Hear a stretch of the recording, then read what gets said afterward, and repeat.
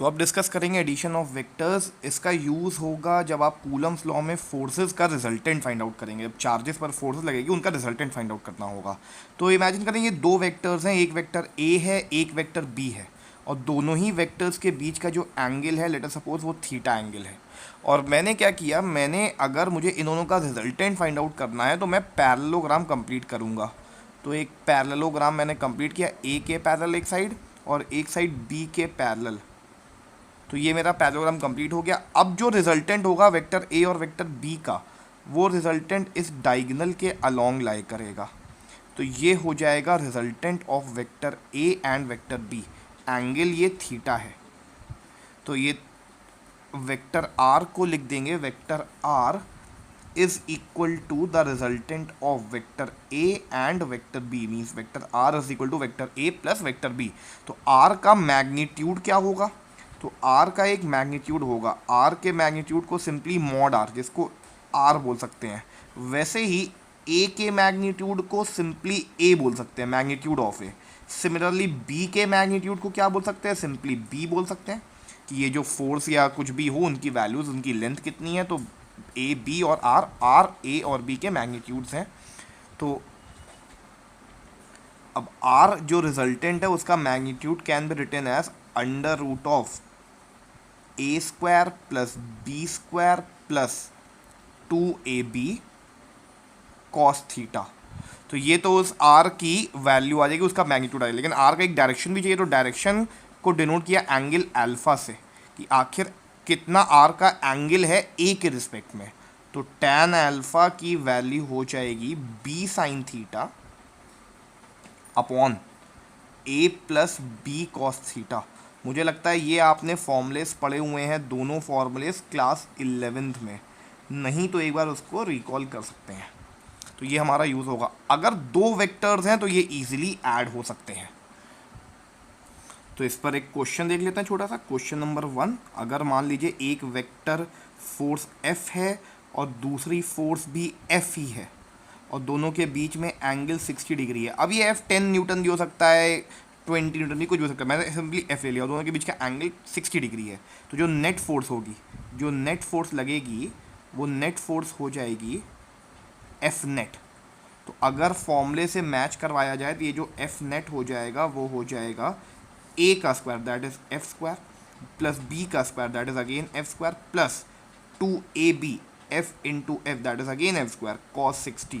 Cos 60 की value 1/2, तो F net की जो वैल्यू आ जाएगी हो जाएगी F square plus F square cos 60 1/2 into 2 cancel plus F square whole का रूट। तो ये हो जाएगा 3F स्क्वायर का अंडर रूट। तो F स्क्वायर से F बाहर आ गया, तो जो नेट फोर्स हो जाएगी वो हो जाएगी F√3।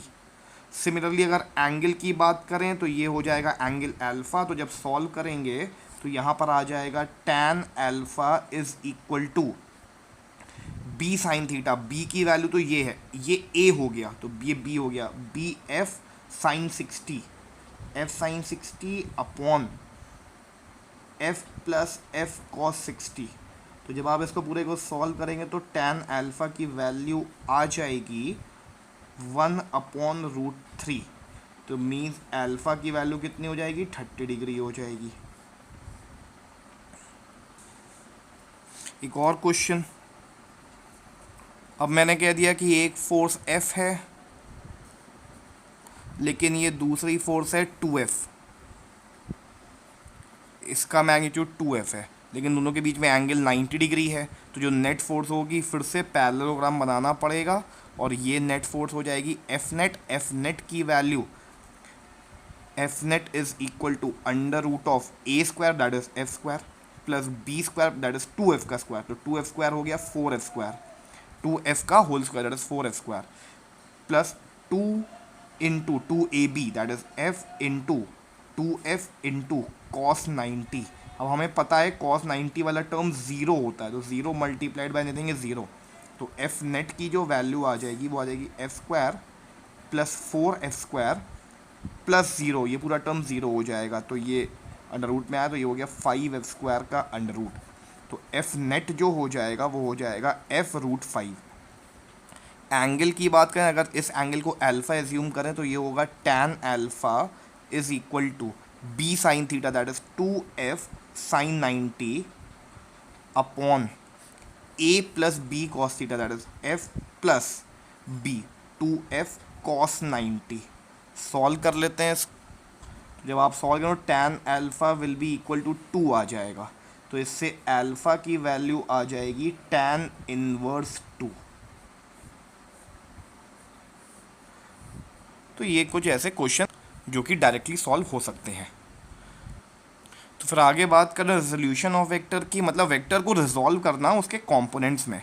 तो अब ये ज़रा समझिएगा, अगर ये y और x एक्सिस हैं और इन एक्सिस पर एक कोई वेक्टर को प्लेनर मोशन में हमने बनाया हुआ है, ये है सपोज वेक्टर a, तो इस वेक्टर a का जो मैग्नीट्यूड होगा वो सिंपली a होगा, इसकी जो लेंथ होगी वो सिंपली a होगी।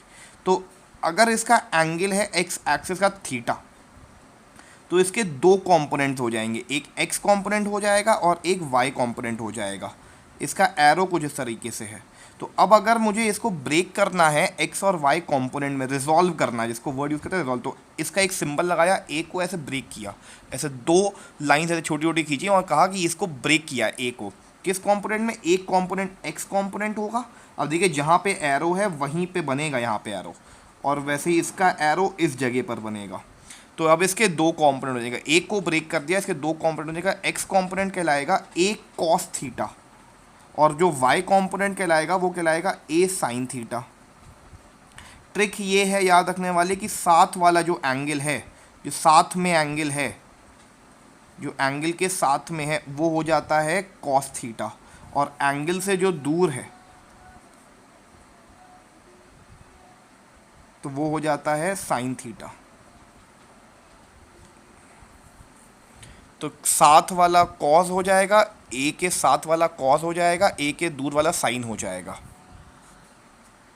सिमिलरली अब आगे देखिए, अगर ये कोई फिर से एक्स वाई प्लेन है और उसमें एक कोई वेक्टर है b जिसका मैग्नीट्यूड सिंपली b है और उसका एंगल मान लें अगर ये थीटा बन रहा है, तो ज़रा अब सोच के बताइए कि इसके दो कंपोनेंट्स किस डायरेक्शन में होंगे। b को ब्रेक किया, एक कंपोनेंट ये होगा और एक कंपोनेंट ये हो जाएगा। एरोज का ध्यान रखना है, इस b के दो कंपोनेंट्स हो जाएंगे।